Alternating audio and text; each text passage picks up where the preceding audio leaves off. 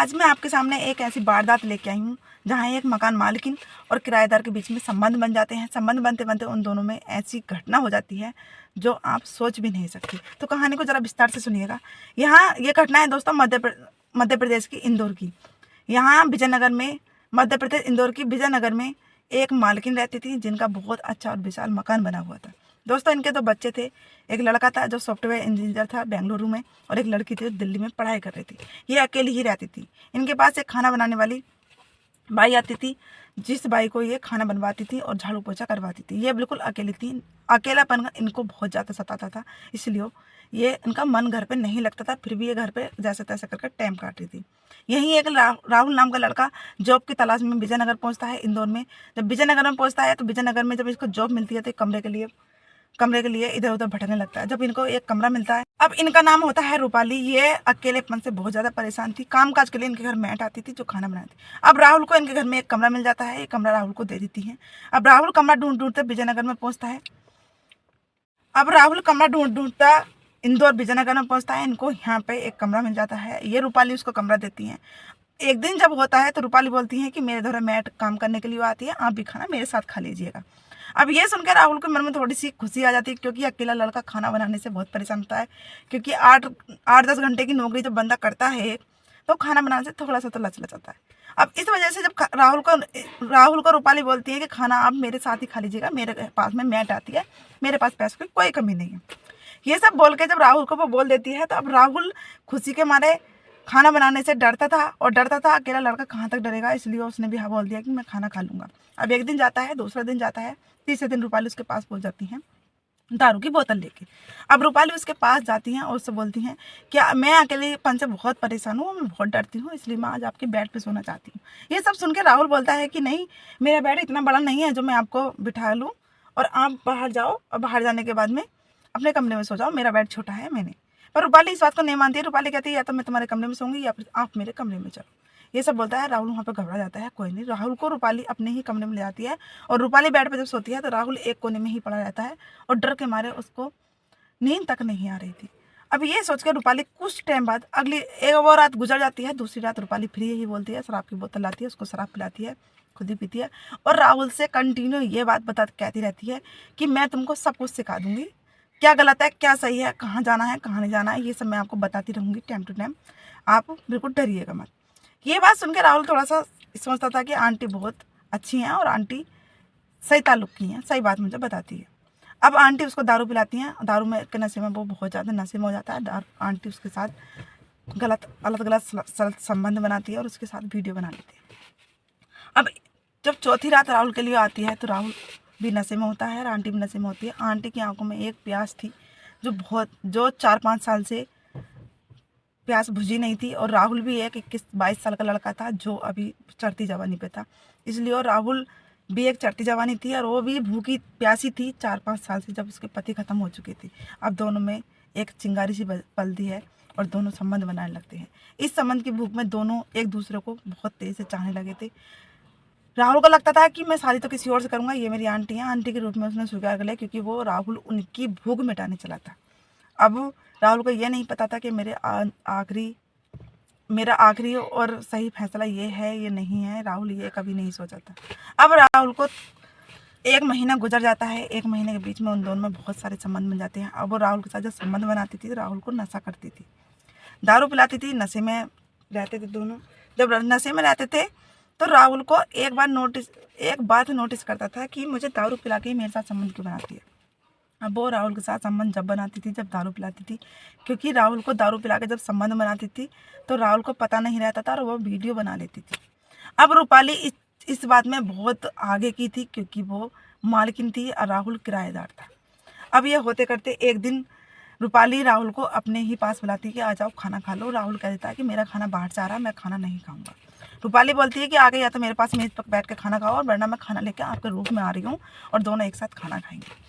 ये सब बोलने के बाद राहुल बोला ये ज़बरदस्ती मेरे साथ करेंगे, इस वजह से मैं वहीं पे ही मेज़ पे बैठ के खाना इनके साथ खा लेता हूँ। राहुल खाना खाने लगता है। जब राहुल उनके साथ खाना खाता है उसके बाद में दारू पीते हैं। दारू पीते दोनों कमरे में चले आते हैं, दोनों वही संबंध बनाने शुरू कर देते हैं। संबंध इनमें बहुत गहरे वो टॉपिक इन्होंने किए जो आप समझ सकते हैं। अब इनमें संबंध बनने लगे खूब अच्छे से।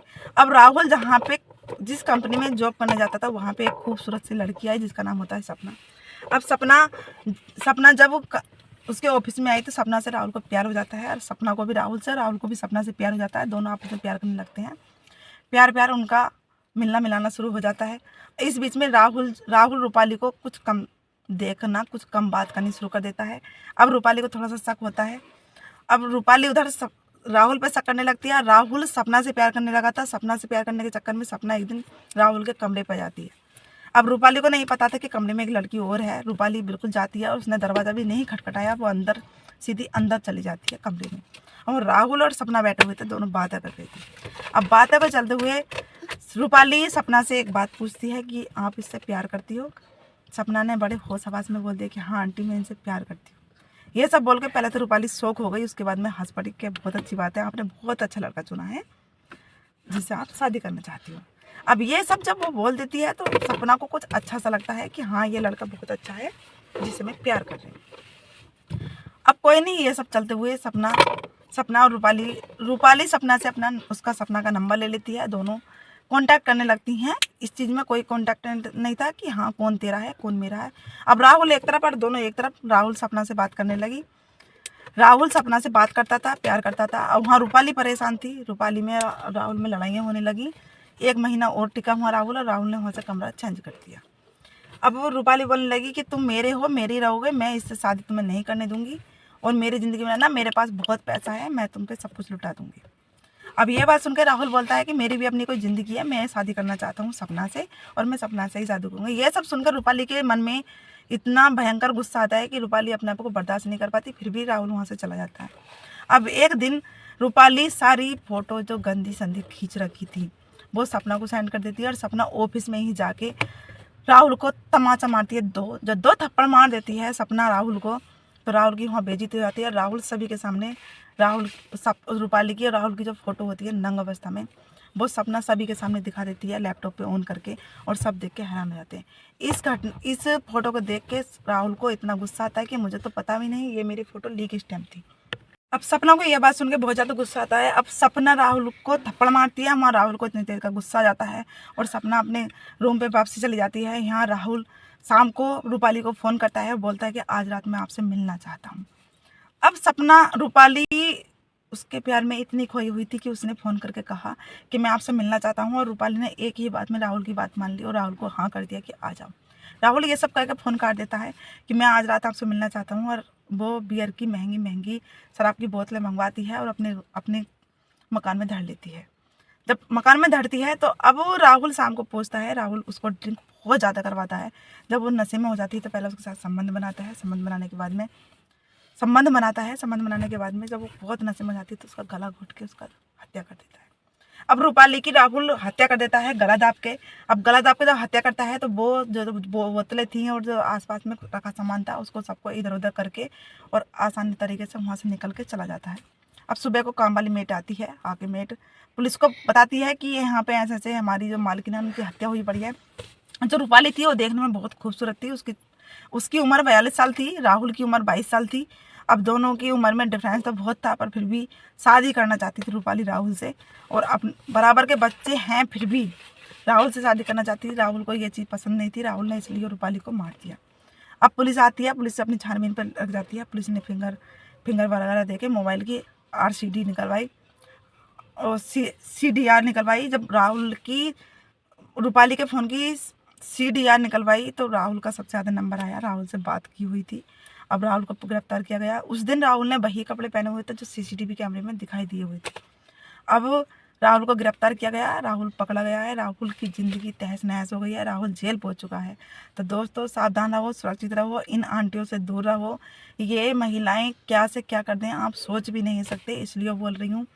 ध्यान रहो, सुरक्षित रहो, सावधान रहो। जय हिंद, जय भारत। मेरा कहानी सुनाने का आपको बस इतना सा उद्देश्य है, क्या बूढ़ी हो या जवान, छोटी हो या बड़ी, महिला ही होती है। महिला अपने जाल में आपको इस कदर फंसाएगी कि आप सोच भी नहीं सकते।